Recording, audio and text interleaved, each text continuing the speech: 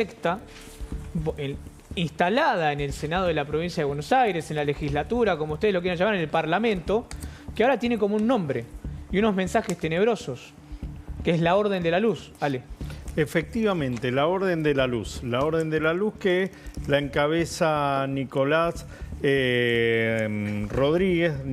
Daniel Rodríguez, y tenía como colaboradora estrecha Daniela Muñoz. Ambos eran militantes del movimiento Derecho al Futuro en la localidad de La Plata, tenían mucha incidencia política, es más, firmaban documentos adhiriendo muchas veces las posturas del gobernador Axel Kicillof, y ellos trabajaban en un lugar que se les llamaba La Casita. Ya lo hablamos, pero vale la pena reiterarlo, porque La Casita es la antigua casa de residencia del gerente del Banco Hipotecario cuando el anexo de la Cámara de Senadores funcionaba como banco.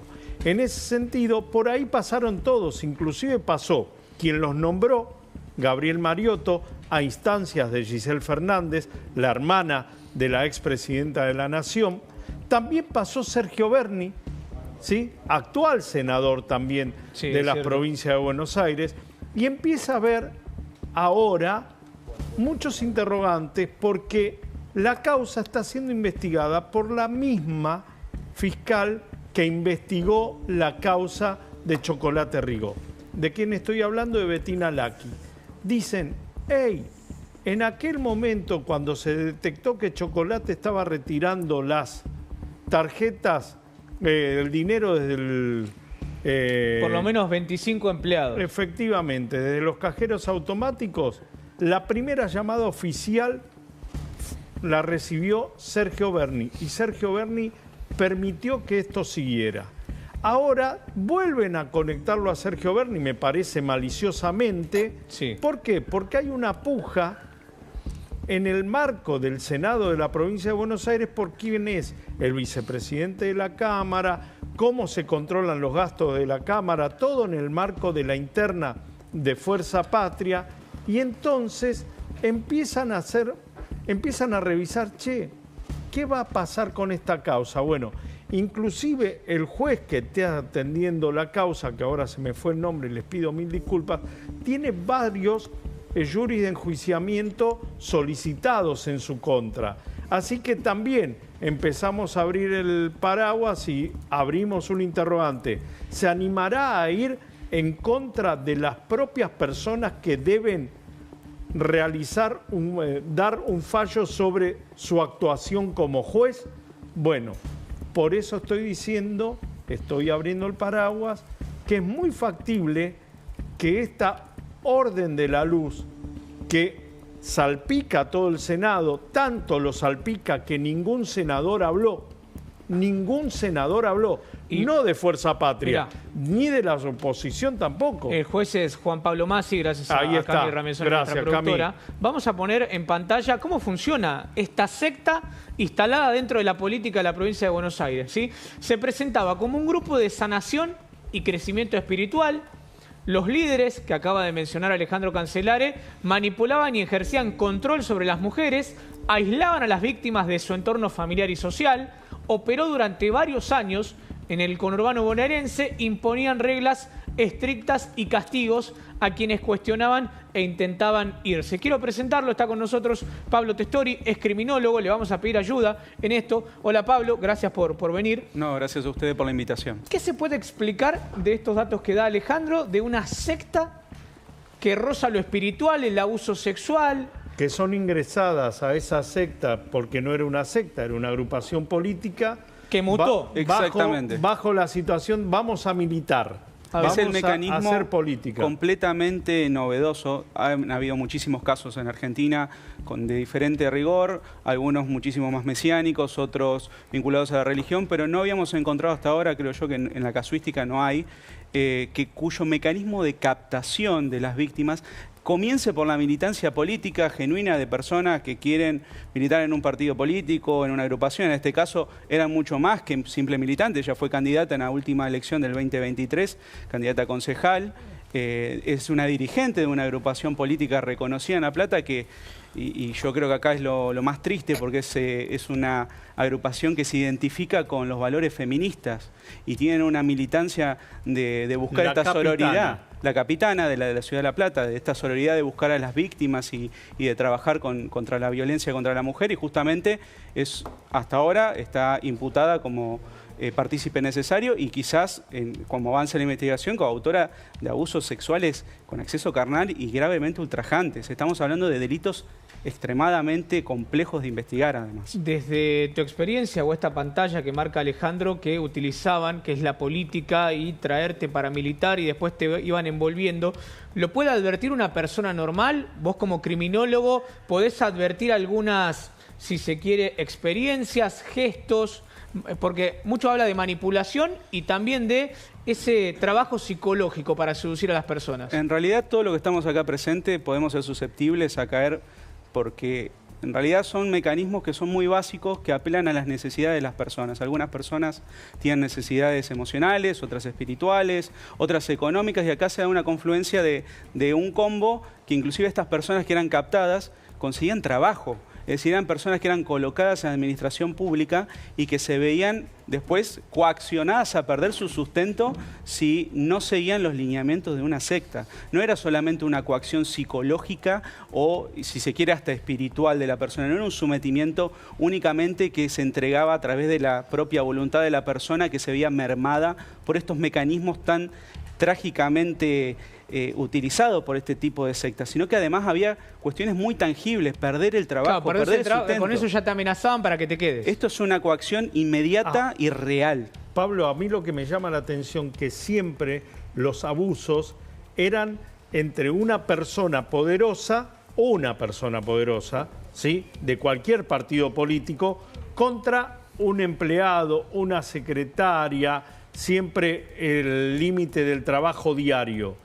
Lo que me cuesta creer, y no puedo todavía organizarlo en mi cerebro, es cómo se había armado una organización para generar abusos sexuales a esas propias militantes, a esas propias chicas que iban y terminaban siendo empleadas. Es que justamente esa simetría que se plantea de una relación de poder, que inclusive era un poder tangible, porque estamos hablando de una relación de dependencia de una persona que es tu jefe administrativo inmediato. Pero no siempre te cobraban sueldo, ¿eh? No. Estamos hablando de una asimetría que también es un juego de la propia perversión.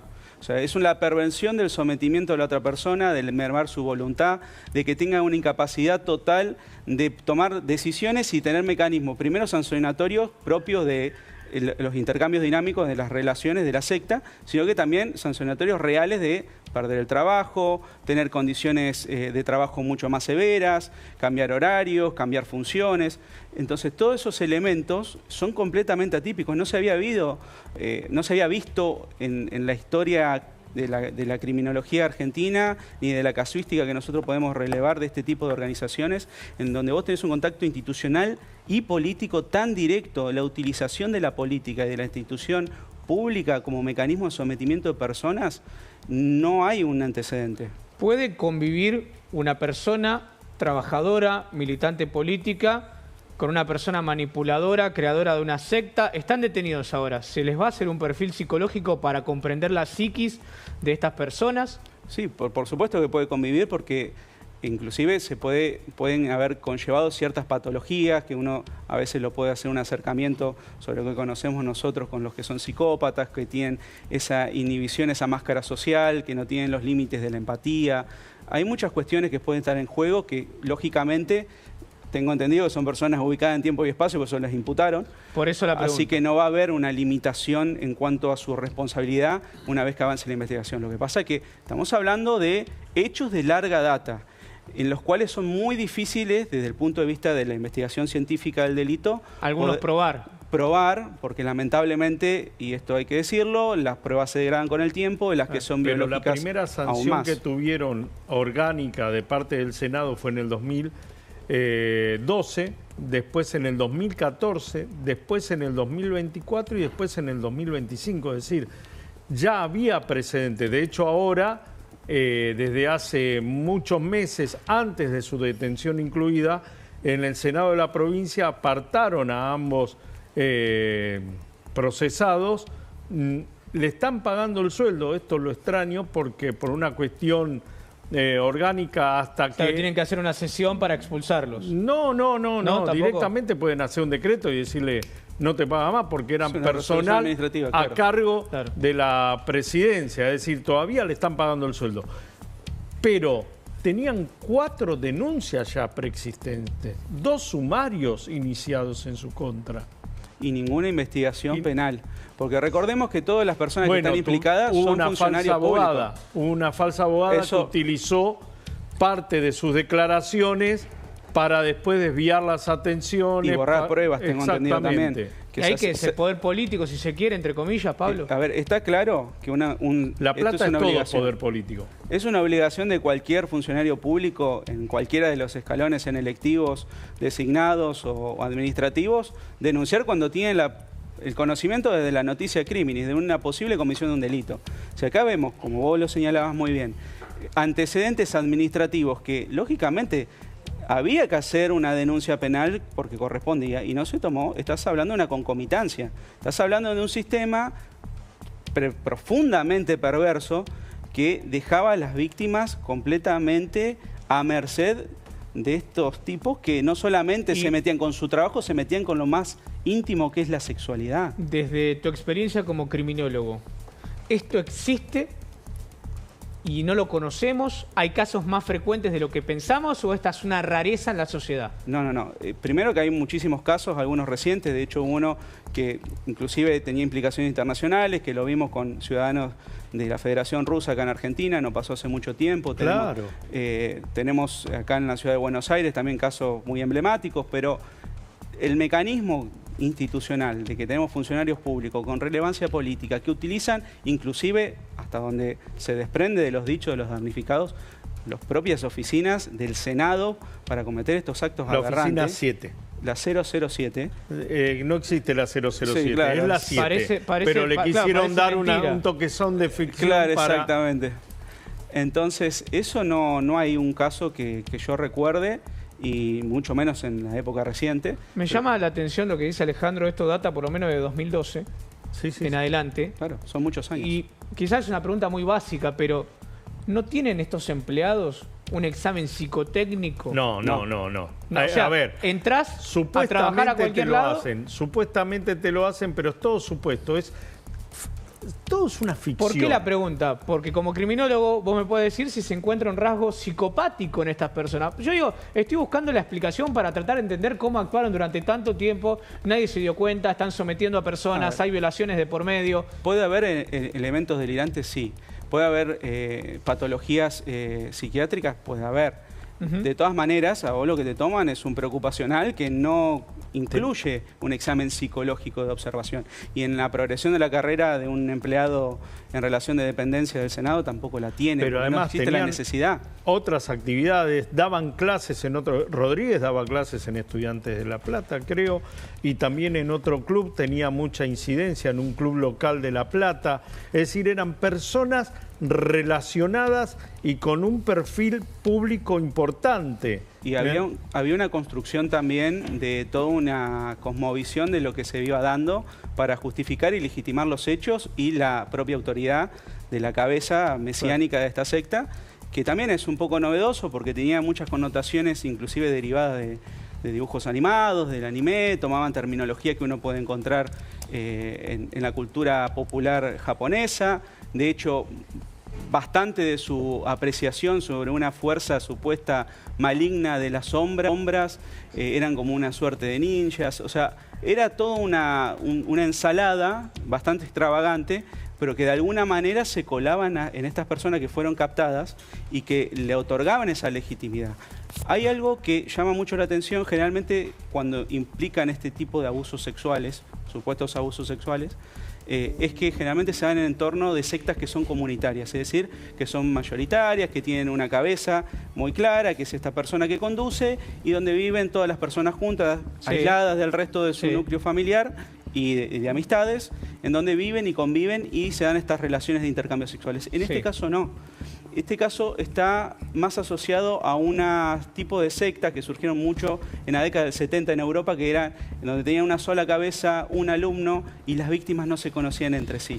Es decir, que cada una de las víctimas se relacionaban de forma directa con la cabeza de la organización, pero no con el resto de las víctimas. Y de esta forma las aislaban e impedían que se dieran estos casos en donde aparezcan 2, 3, 4, porque bueno, generalmente hacían este sometimiento, este diseño de merma de la voluntad de la persona, diseñado para cada uno. Pablo, gracias por venir y por los conceptos, fuiste muy claro. Gracias, Pablo Testori, criminólogo para entender. Después con Ale vamos a seguir